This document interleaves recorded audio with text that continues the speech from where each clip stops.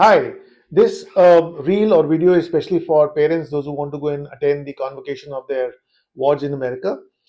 It's a great time that, and it's also a great achievement and an honor for all the parents, those who have sent their kids all the way to the US to complete their studies, to specialize in a particular field.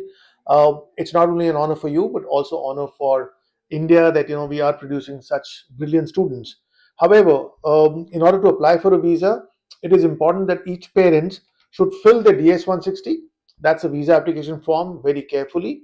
Mention all those details which are absolutely authentic, as that if you have any relatives in the US, first is going to be your own uh, child in the US, and then if you have any other relative, make sure that you also mention that person's name, even if it's your brother or a far off relative. It is important that you complete the information um, on the visa application forms authentically.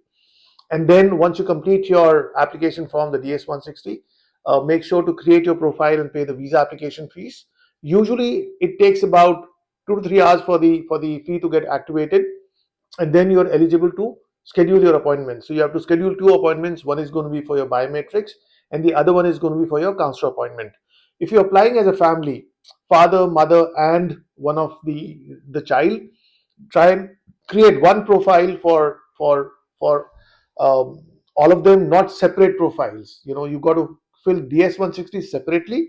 In the DS 160, you need to mention in the father's application, anyone who's traveling with you would be yes, wife and the child. In the wife's application, husband and the child. In the child's application, father and mother. Ensure that you mention these things together. And then when you're creating a profile, the principal applicant could be the father or the mother, and then you can keep adding the applications or the applicants and keep mentioning the DS 160 number so that you all get your appointments collectively on a particular day, rather than creating three separate profiles for everyone.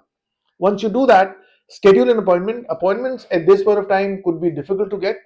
The first available date, as of now, what we understand, is coming after a year or year and a half.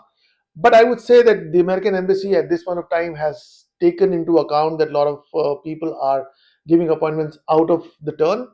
But I would suggest that make sure that you keep looking at the appointments periodically, and the American Embassy has already announced that they would be canceling those appointments, those who've been taken by a bot. So there would be a lot of appointments available on their own website. So keep looking for those appointments. Once you get an appointment, make sure that you carry relevant papers when going in for your visa interview. When I say relevant, what do I mean by being relevant?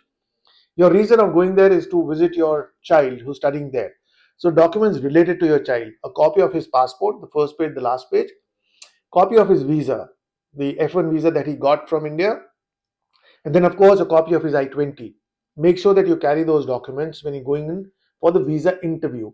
Also, documents related to what you've been doing here. If you've been in business, then business related documents.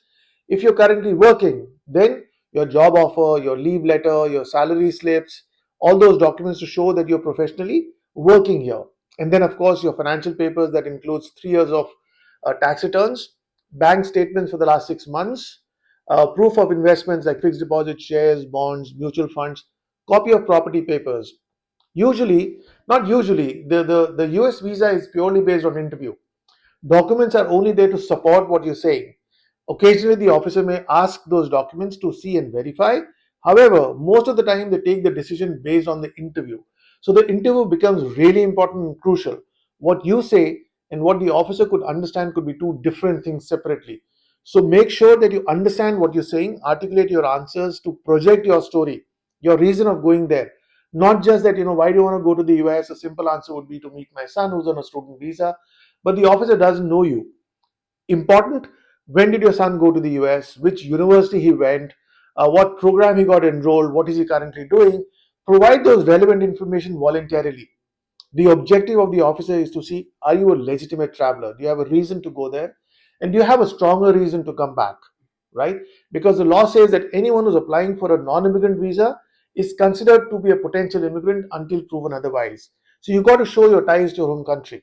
For more details, you may contact us. Our details are given here.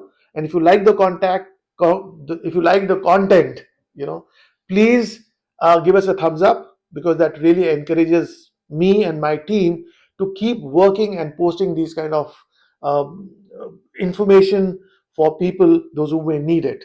Thank you very much.